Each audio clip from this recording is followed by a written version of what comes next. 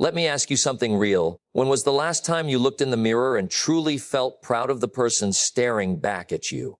Not proud of what you said you were going to do, but proud of what you actually did.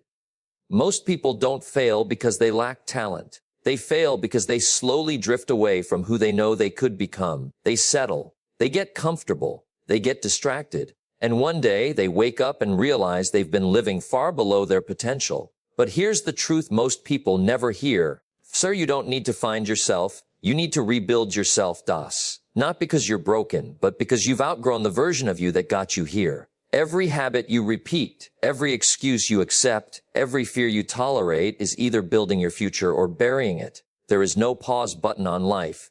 You are either moving forward or falling behind. The powerful question isn't, can I change?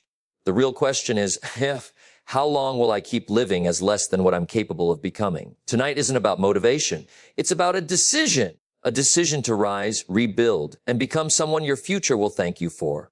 Personal responsibility is the foundation of lasting change because it places the power of transformation squarely back into your own hands, where it has always belonged. When someone truly understands personal responsibility, they stop waiting for permission, rescue, or perfect circumstances. They stop pointing fingers at the economy, their upbringing, their boss, or bad luck. Instead, they begin to ask a far more powerful question. What can I do differently starting today? That question changes everything because it transforms a person from a victim of life into an active architect of their future.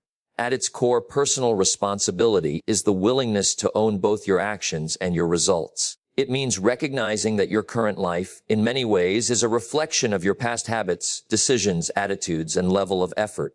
This realization can be uncomfortable because it removes the comfort of excuses, but it is also incredibly liberating. When you accept that your choices brought you here, you also accept that new choices can take you somewhere better.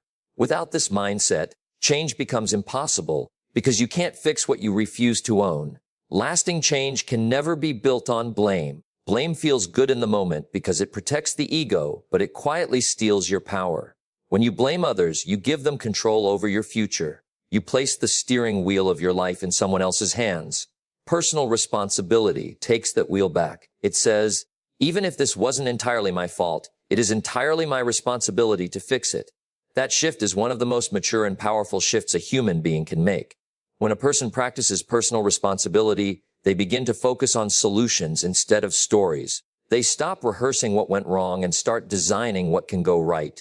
This doesn't mean life becomes easy or fair. It means you become stronger, smarter, and more resilient in how you respond. Two people can experience the same hardship, but the one who takes responsibility grows through it, while the one who doesn't stays stuck inside it. The difference isn't intelligence or luck, it's attitude. Personal responsibility also builds self-respect. Each time you keep a promise to yourself, no matter how small, you send a message to your mind that you can be trusted. That might be waking up earlier, exercising for 10 minutes, reading a few pages of a book, or choosing progress over comfort. These small acts may seem insignificant, but they compound over time. They become the building blocks of confidence. Confidence doesn't come from hype or motivation. It comes from repeated proof that you can rely on yourself. Another reason personal responsibility is the foundation of lasting change is because it removes the need to be perfect. You don't have to get everything right to move forward. You simply have to own what happens, learn from it, and adjust. When mistakes happen, a responsible person doesn't collapse in shame or deny reality. They analyze, adapt, and move forward with better knowledge. This creates a growth-driven mindset where failure is not a dead end, but feedback. Personal responsibility also changes how you see time. Instead of wasting energy wishing the past were different, you begin to invest energy into shaping the future. You stop saying, I'll start when things calm down, and start saying, I'll start because things won't change unless I do. This mindset builds momentum, and momentum is one of the most powerful forces in personal development. When people fully embrace personal responsibility, they no longer feel helpless in the face of change. They feel challenged, yes. They feel stretched, yes. But they also feel capable. That inner belief, that quiet certainty that I can learn, I can grow, I can adjust, is what makes change stick. It's not dramatic. It's not flashy. It's steady, grounded, and deeply rooted in self-mastery. In the end, personal responsibility is not about self-blame, punishment, or pressure. It's about ownership, empowerment, and freedom. It's the understanding that while you can't control everything that happens to you, You can always control how you respond, what you learn, and who you become because of it. Self-discipline is the bridge between who you are and who you can become because it transforms intention into reality. Most people have dreams, goals, and visions of a better version of themselves. But dreams alone do nothing without the daily structure that discipline provides. You can think positively, visualize success, and talk about change all day long, but without self-discipline, those thoughts never become habits, and without habits, they never become results. Discipline is the quiet force that shows up long after motivation fades. Motivation is emotional, and emotions are unreliable. One day you feel inspired and ready to conquer the world, and the next day you feel tired, bored, or distracted. If your progress depends on feeling motivated, your growth will always be inconsistent. Self-discipline removes that dependency. It teaches you to act based on commitment rather than mood. It trains you to do what needs to be done whether you feel like it or not, and that is why it becomes the bridge from potential to performance. The gap between who you are and who you want to become is built from daily choices. That gap isn't closed by one dramatic action, but by small, repeated behaviors that seem insignificant in the moment. Waking up a little earlier, choosing to practice when it's uncomfortable, controlling impulses, managing time, and staying focused when distractions are easy. These are the bricks that build that bridge. Self-discipline is what makes those choices automatic over time instead of a daily internal battle. Another powerful aspect of self-discipline is that it strengthens identity. When you consistently keep promises to yourself, you don't just change your behavior, you change how you see yourself. You stop seeing yourself as someone who tries and start seeing yourself as someone who does. This identity shift is critical because behavior flows naturally from identity. When you believe you are disciplined, focused, and reliable, your actions naturally align with that belief. Self-discipline also creates freedom, even though it initially feels like restriction. At first, discipline feels like sacrifice because you are giving up short-term comfort. You're choosing effort over ease, structure over chaos, and responsibility over excuses. But over time, that structure creates massive freedom. It gives you control over your time, your habits, your finances, your health, and your mindset. Without discipline, your life becomes controlled by impulses, distractions, and circumstances. With discipline, you become the one in control. The bridge metaphor is powerful because a bridge is not something you cross in one step. You walk across it slowly, steadily, and deliberately. In the same way, self-discipline is not about perfection, it's about consistency. You will have days when you fall short, when you procrastinate, or when you make the wrong choice. Discipline is not about never failing, it's about refusing to quit. Each time you get back on track, you strengthen the bridge rather than weaken it. Self-discipline also builds resilience. When you repeatedly do hard things, your tolerance for discomfort increases. You become mentally stronger, emotionally steadier, and more resistant to distraction. What once felt difficult becomes normal. What once felt impossible becomes manageable. That mental toughness is a direct result of disciplined practice, and it allows you to handle higher levels of responsibility, pressure, and opportunity. Another important side of self-discipline is delayed gratification. The disciplined person understands that powerful results require time.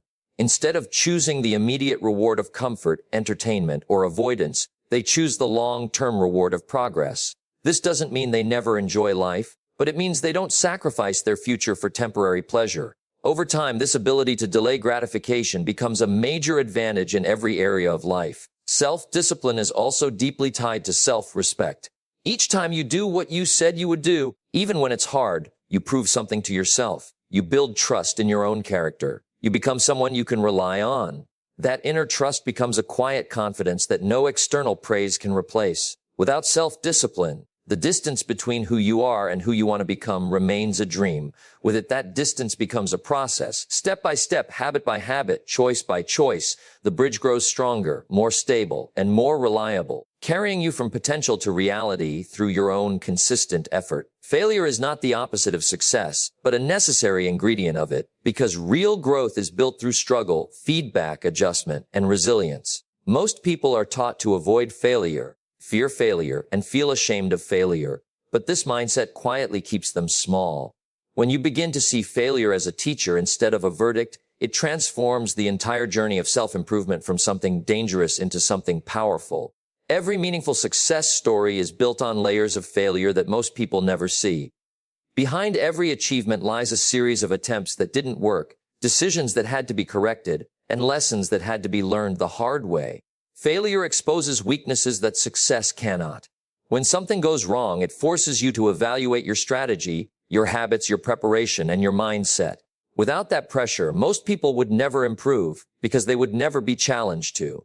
Failure builds resilience in a way comfort never can. When you fail and choose to stand back up, you strengthen your ability to endure difficulty. You learn that pain is temporary, embarrassment fades, and setbacks can be survived. Each time you recover, your confidence doesn't come from perfection, but from proof that you can handle adversity. That creates a deeper, more stable form of confidence than easy wins ever could. Another powerful aspect of failure is that it removes arrogance and develops humility. When things go wrong, you are forced to accept that you don't know everything, you are not perfect, and you still have room to grow. This humility is essential for success because it keeps you teachable.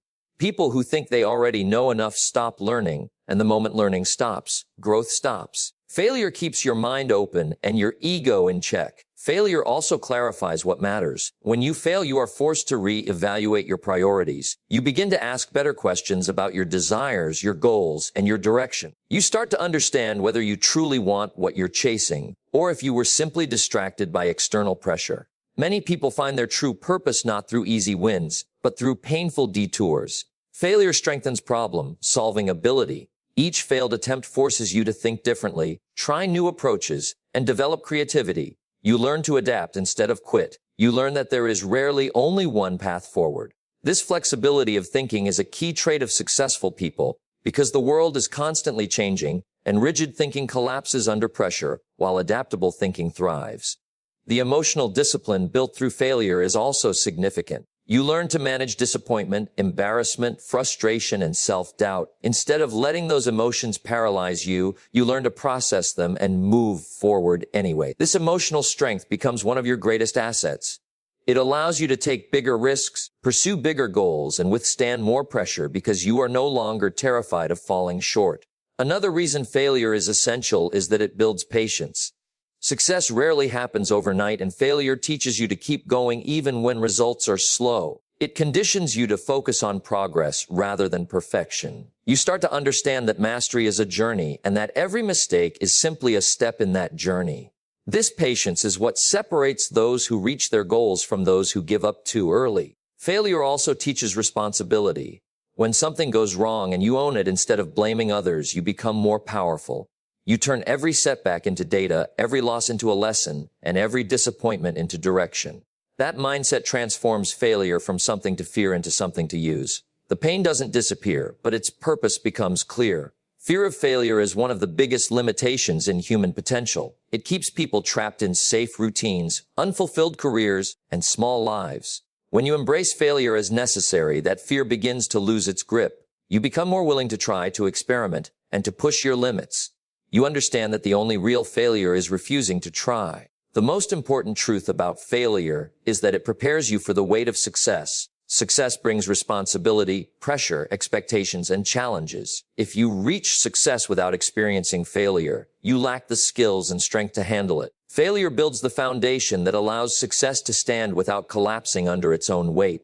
Small, consistent habits create powerful long-term transformation because real change is rarely the result of dramatic, one-time decisions. It is built quietly day by day, through actions so small they often feel insignificant in the moment.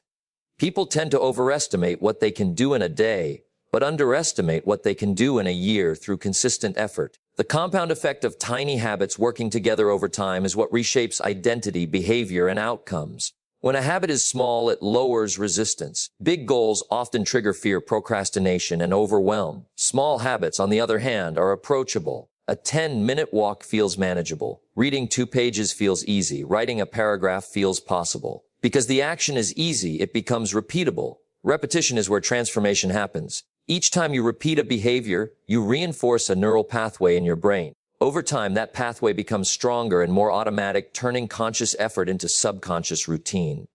Consistency matters more than intensity because intensity burns out while consistency builds momentum. A person who exercises aggressively for a week and then quits makes almost no progress. But someone who moves their body for even a few minutes every day for a year experiences real physical and mental change. The body and mind respond not to bursts of effort, but to repeated, predictable signals. These signals create structure, and structure creates stability. Small habits also change self-image. When you consistently act in alignment with the person you want to become, your mind slowly updates its identity. You stop thinking, "I'm trying to be disciplined," and start believing, "I am someone who shows up." This identity shift is one of the most powerful elements of long-term change. Once your identity changes, your behavior follows naturally because you act in ways that are consistent with who you believe you are. Another powerful aspect of small habits is that they reduce decision fatigue. When something becomes habitual, you no longer have to debate with yourself. You don't ask, "Should I do this today?" You simply do it because it's part of who you are. This frees mental energy for more important decisions and higher-level thinking. Your life becomes more efficient, and your progress becomes more reliable. Small habits are also forgiving. When you miss a day, you can get back on track easily. With extreme, all-or-nothing habits, failure feels catastrophic. A skipped day feels like a total collapse. But when your system is built on small, realistic actions, failure feels like a small stumble rather than a fall. This makes it easier to recover, and recovery is essential to long-term success. Time magnifies the impact of small habits. On any single day, the progress may be invisible. Nothing seems different, no dramatic changes appear. But over weeks, months, and years, the results begin to compound. It's like interest in a bank account. At first, the growth looks slow, almost unnoticeable, but eventually the curve rises and the results become undeniable. What once seemed like tiny efforts become powerful transformations. Small habits also protect against overwhelm and paralysis. When people try to change everything at once, they often fail because the mental and emotional load becomes too heavy. When you focus on one small improvement at a time, your brain perceives it as safe. There is less resistance, less fear, and less internal conflict. This creates a smoother, more sustainable growth process. Another important dimension of small, consistent habits is discipline without cruelty. You are not punishing yourself into improvement. You are gently guiding yourself in the right direction. This builds a healthier relationship with growth. Instead of associating change with pain and pressure, you begin to associate it with progress and self-respect. This emotional safety is critical because people are more likely to stick with habits that feel supportive rather than punishing. Small habits also provide measurable feedback. Each repetition becomes a point of evidence that you are moving forward. You can track your streaks, measure your time, and see your effort accumulating. This creates motivation that is grounded in reality rather than hype. You don't rely on external validation. You rely on the quiet satisfaction of knowing you showed up again. Over time, small habits don't just improve behavior, they reshape character. You become more patient, more disciplined, more focused, and more resilient. The transformation feels slow while it's happening, but when you look back, the distance you've traveled is extraordinary, built not on single heroic acts, but on the quiet power of consistency repeated every single day. Your environment must be redesigned to support your growth because willpower alone is never enough to sustain long-term change. Many people believe that success is purely about internal strength, but in reality, your surroundings shape your behavior far more than your motivation does. The space you live in, the people you interact with, the information you consume, and the systems you rely on all quietly influence your daily decisions. If your environment is built to support your old habits, it will constantly pull you back no matter how strong your intentions are. The human brain is wired to conserve energy, which means it naturally chooses the easiest available option. If unhealthy snacks are within arm's reach, that becomes the default choice. If your phone is always filled with distractions, your focus will be fractured. If your workspace is cluttered, your mind feels cluttered. This isn't about weakness, it's about design. Successful change begins when you make the right actions easier and the wrong actions harder. Redesigning your environment means becoming intentional about what surrounds you. This includes physical, digital, and social environments. Physical spaces affect mood, clarity, and productivity. A clean room encourages clear thinking. A well-organized desk reduces friction when starting a task. Even something as small as placing your workout clothes where you can see them creates a visual cue that nudges you toward action. You are not forcing discipline. You are guiding it. The digital environment is just as powerful, if not more. The apps on your phone, the content in your feeds, the notifications you allow, and the media you consume shape your attention and your mindset.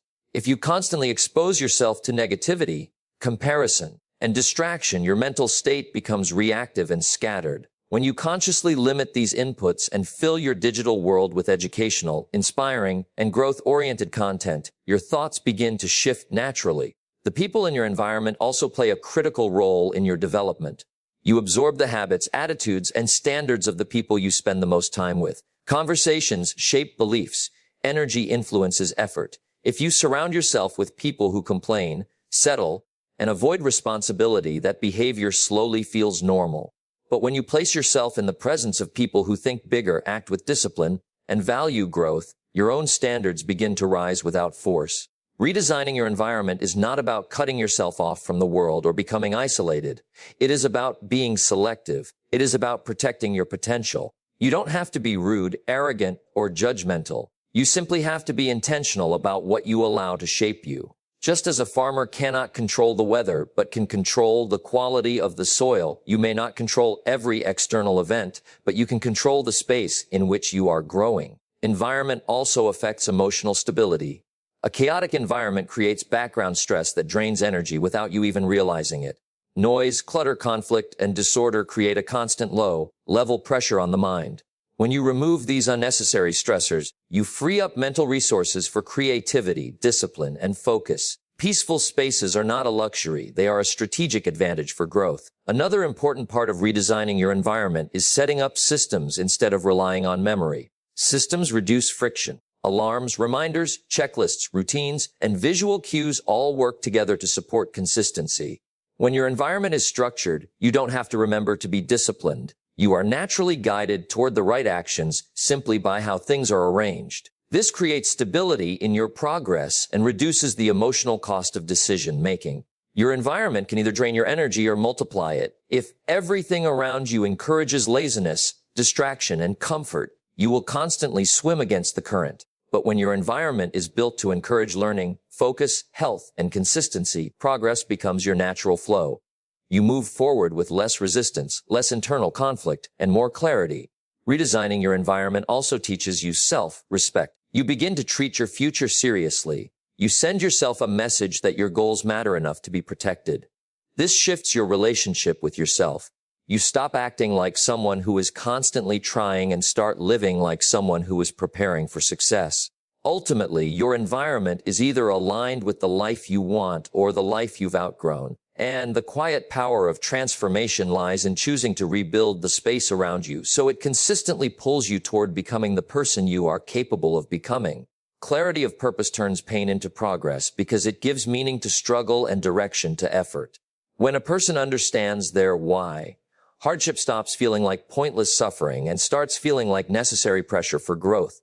Without purpose, pain feels random and unfair. With purpose, pain feels like training. It feels like preparation. It becomes part of a bigger story instead of a meaningless burden. Pain is inevitable in life. Everyone experiences loss, rejection, failure, and disappointment. The difference between those who grow from pain and those who get trapped by it is not the amount of pain they feel, but the meaning they give it. When purpose is clear, pain becomes feedback instead of defeat. It becomes information instead of identity. You start asking, what is this trying to teach me? Instead of, why is this happening to me? That single shift changes the way pain is processed. Clarity creates focus, and focus creates momentum. When you know what you are moving toward, setbacks don't erase your progress, they refine your path. A clear purpose acts like a compass in chaos. Even when emotions are loud, situations are confusing, and outcomes are uncertain, purpose provides a steady inner direction. You may feel pain, but you are not lost inside it. You are moving through it. When purpose is unclear, small problems feel massive. Simple obstacles feel overwhelming. Without a strong reason to endure discomfort, the mind naturally looks for escape. It seeks distraction, avoidance, and comfort. But when your purpose is strong, your tolerance for discomfort expands. You can endure longer. You can push through fatigue. You can stay patient when results are slow. The pain does not disappear, but it becomes bearable because it has a destination. Purpose also aligns your identity with your struggle. Instead of seeing yourself as someone who is suffering, you see yourself as someone who is becoming. Pain becomes a rite of passage rather than a punishment. You stop asking for an easier life and start asking for greater strength. This mindset transforms the emotional weight of challenges. What once crushed you now shapes you. Clarity of purpose also eliminates wasted suffering. Not all pain pushes you forward. Some pain repeats itself because the lesson was not understood. When your purpose is clear, you become more aware of what is worth enduring and what is not. You stop tolerating situations, relationships, and habits that don't align with your growth. You begin to choose pain that builds you rather than pain that breaks you. Purpose gives context to sacrifice. Late nights, early mornings, missed comforts, and delayed gratification all become meaningful when they serve something bigger than temporary pleasure. Without purpose, sacrifice feels like punishment. With purpose, it feels like investment. You are no longer just giving things up, you are building something. When you live with clarity, setbacks no longer define you. They refine you. A rejection doesn't mean you are not enough. It means you need to adjust your approach. A failure doesn't mean you should stop. It means you should improve. A loss doesn't mean the end. It means a redirection. Pain becomes part of your strategy rather than an obstacle to your existence. Purpose also strengthens emotional endurance. You become less reactive and more deliberate. You stop letting temporary feelings dictate permanent decisions. You become more stable in chaos because you know what you are living for. That inner stability is not loud or dramatic. It is quiet, grounded, and deeply powerful. Clarity of purpose also influences discipline. When the reason is strong, excuses become weak. You no longer rely on motivation alone. You rely on commitment to your bigger vision. This creates consistency even on days when you feel tired, unmotivated, or discouraged. You don't always feel strong, but you remain steady. Pain without purpose leads to bitterness. Pain with purpose leads to wisdom. One hardens the heart, the other grows the soul. Purpose doesn't make the journey easy, but it makes the journey meaningful. And meaning is what transforms struggle into strength, wounds into lessons, and pressure into progress, carrying a person. As we come to the end, remember this. Rebuilding yourself is not about becoming someone else. It's about becoming who you were always meant to be. Life doesn't improve by accident, and growth doesn't happen through wishful thinking. It happens through quiet discipline, personal responsibility, and the courage to rise every time you fall. You don't have to be perfect. You don't have to move fast. You just have to move forward. One decision, one habit, one day at a time. No matter where you're starting from, your story is still being written. You are not behind. You are not broken. You are not done. You are in the process of becoming. Believe in your ability to grow. Trust in your power to change. Commit to rebuilding yourself from the inside out, because the strongest version of you is still ahead, not behind. I wish you strength for the hard days, clarity for the confusing moments, and courage for every step of your journey.